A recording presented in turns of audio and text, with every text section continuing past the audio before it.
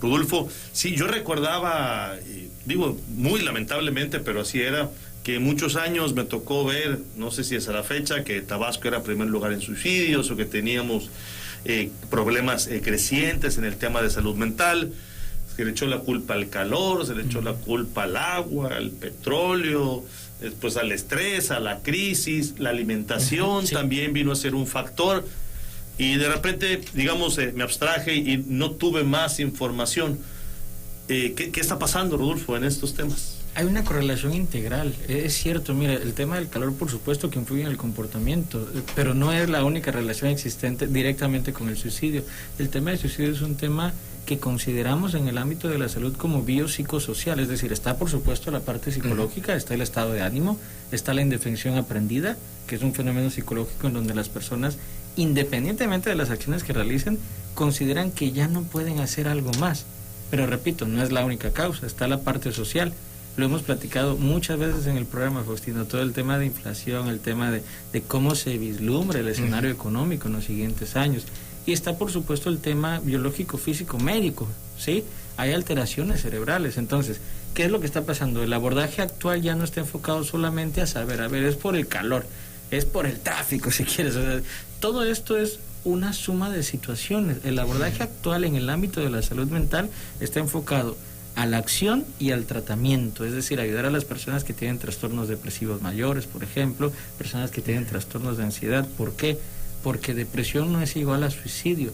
No todas las personas que tienen o que cometen suicidio tienen un trastorno mental identificado o tipificado, es decir, no solo es depresión, también hay personas que tienen ansiedad, hay personas que tienen trastornos y se conocen así, trastornos de la personalidad, y a través de una acción impulsiva llegan a cometer suicidio. Entonces, es tema de alteración mental, por supuesto, es tema de trastorno psicológico, pero también hay personas que nunca tuvieron un diagnóstico y por eso, seguramente en el programa lo abordarán, el tema está enfocado también a tratamiento, acción y prevención. Exacto. Llevamos mucho tiempo generando campañas de prevención, pero han sido de psicoeducación, es decir, han sido explicativas.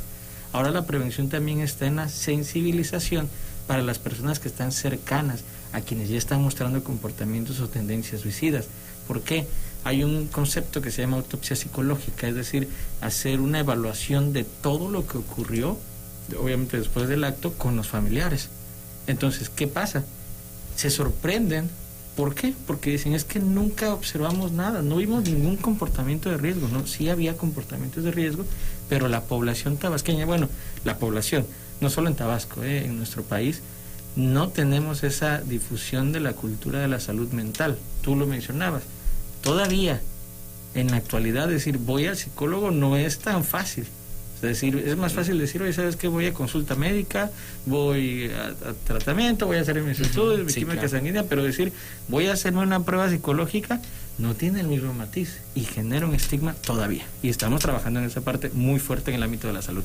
Vamos a hablar de cómo es el tejido empresarial, ahora que está, pues no de moda, sino diría en tendencia, este concepto del emprendimiento, que antes se le llamaba de una manera que es un poco más simplista el autoempleo, ¿no? Es decir, un oficio que alguien hiciera para ser su propio jefe. ¿Qué pasa con las empresas familiares? ¿Qué pasa con las decisiones en ese ambiente, estimado Rodolfo? Una situación compleja, y me gustaría iniciar con una comparación. Lo que tú decías me gustó mucho, suena casi a visión empresarial, casos de la vida real, porque es frecuente en el ámbito de la consultoría que trabajemos con empresas donde existe un vínculo familiar. Y la comparación con la que quiero iniciar es que actualmente hay muchas empresas, grandes empresas, que quieren generar un sentido de pertenencia en sus colaboradores, y utilizamos mucho los empresarios el concepto de familia, y quisiéramos que el trabajador se sienta como en casa, en familia, que tenga ese sentido de pertenencia y compromiso, porque de acuerdo a la teoría y como lo queremos hacer en la práctica, cuando tú estás en familia te sientes más cómodo, es más agradable trabajar, hay mayores niveles de satisfacción. Sin embargo, también hay un grupo de empresarios que ya no quieren tener a su familia en las empresas, y es bastante complejo. Por eso mencionaba esta palabra al inicio. ¿Por qué, Faustino? Porque es muy sencillo para un empresario decir, ¿sabes qué? Hay que darle de baja a una persona que ya incurrió en 3 situaciones, ya tenemos actas administrativas, ya es baja del colaborador sin responsabilidad para el patrón. Es decir, tomamos decisiones de alguna forma más directas. Pero si esa persona que ha incurrido en una situación es tu primo, es tu hermano, es tu papá, cambia por completo el sentido de esa toma de decisión, como tú bien lo estabas mencionando. ¿Qué pasa? Entra ahí el fenómeno emocional. La salud mental en el esquema de las empresas familiares es un proceso que no solo es organizacional, a veces parece clínico. Es decir, la intervención con una empresa familiar requiere hasta de apartados terapéuticos. ¿Por qué? Una reunión de consejo donde estamos tú y yo como directivo y como consultor, es una reunión donde buscamos tomar decisiones directas, abrimos comentarios, trabajamos con datos duros. Pero ¿qué pasa cuando este director, tú eres mi papá? La situación cambia por completo. En ocasiones esas reuniones se convierten en procesos catárticos. ¿Eso qué significa en psicología? Un proceso de liberación emocional. Y no están peleando por el presupuesto, no están discutiendo por la toma de decisiones, no están valorando el futuro de la organización, están discutiendo de fondo por problemas familiares, por situaciones no resueltas en la infancia.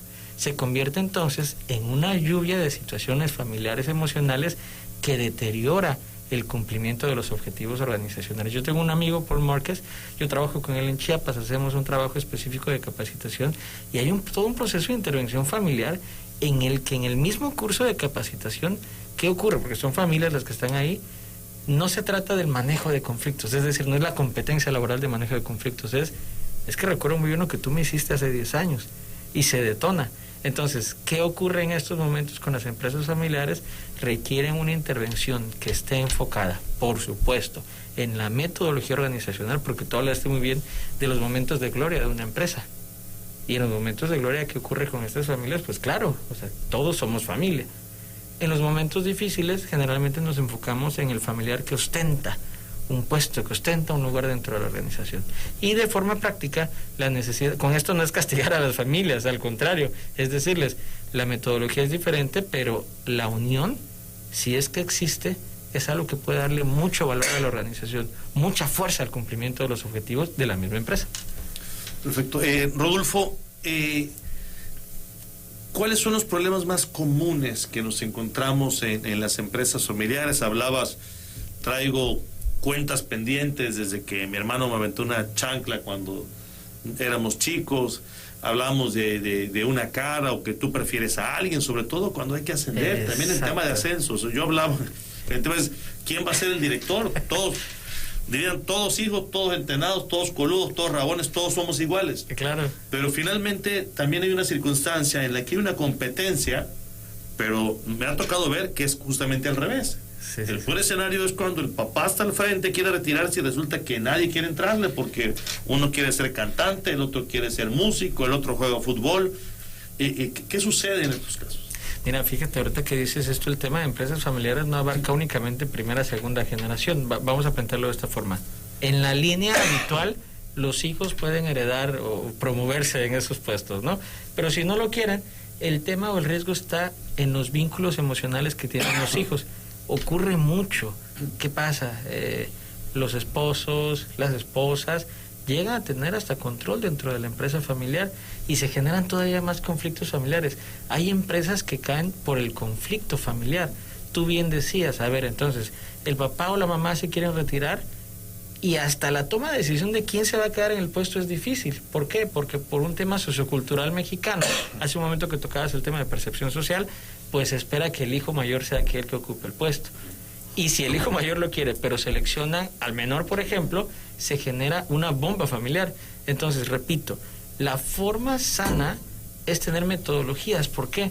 Porque la empresa debe ser más que la familia. Y esto es muy difícil para una organización aceptarlo, pero la empresa, el espíritu empresarial, la estructura y la cultura de la organización debe superarla. ¿En qué sentido? En el sentido del manejo de básicamente la gestión del recurso humano y también del recurso financiero. Pero tú bien decías, entonces, ¿qué pasa? Lo que ocurre es, hay conflicto inmediato, hay un conflicto fuerte entre la familia y se segmenta, se vuelven subgrupos dentro de las familias y como segunda posibilidad se genera ese escenario, le llamamos escenario de rompimiento, donde podemos intervenir y entonces buscar nuevamente la integración de la familia. En términos prácticos, Faustino, una empresa familiar para conseguir sus objetivos, para generar, básicamente detonar en el ámbito organizacional, financiero, económico, lo que necesita primero es sanar. Y en este sentido no es un sentido idealista, no. Literalmente es sanar heridas familiares, porque si esas no se arreglan, pueden durar generaciones arrastrando esto, y es bastante complejo. Sí, de acuerdo. Para ir cerrando un poquito el tema, y sobre todo para quienes nos escuchan, que pueden tener un negocio pequeño, no es necesario esto que sea un emporio para que sea un problema. Finalmente los problemas se dan por una decisión de 2 pesos que por una decisión de 2 millones. ¿No? Eso no es la diferencia. ¿Cuál sería la principal? Porque en la experiencia, y lo digo también como analista y gente que ha trabajado con empresas familiares, generalmente se deja todo al expertise, se deja todo a la experiencia, al empirismo. Es decir, hay un acuerdo que tiene que ver con una jerarquía no organizacional, sino familiar. El abuelo decide. Exacto. Ahí sí, el papá decide, el dueño. ¿Por qué dejas a alguien si ese no es ni mi hermano, si no es mi primo? Porque yo quiero. ¿Cuál sería el primer consejo? ¿Cuál sería la primera consideración a tomar en cuenta para tratar de evitar ese conflicto en la empresa familiar? Aquellos que hoy estén liderando o que estén colaborando en empresas familiares, ¿de qué es lo primero que deberían de ser conscientes para tomar decisiones más profesionales en pos de la empresa, de la organización, que en sus intereses personales y en sus condiciones familiares? Lo primero, la conciencia de que trabajar en familia no nos asegura que el cumplimiento del objetivo sea mayor. A veces lo dificulta. Primero, es decir, toma de conciencia. Segundo, considerar, de una manera precisa lo digo, considerar que necesitamos crear metodologías, procesos y políticas, porque tú bien lo dijiste, es empírico.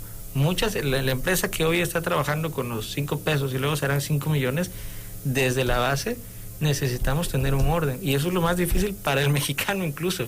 Es muy difícil tener orden, es muy difícil tener políticas establecidas.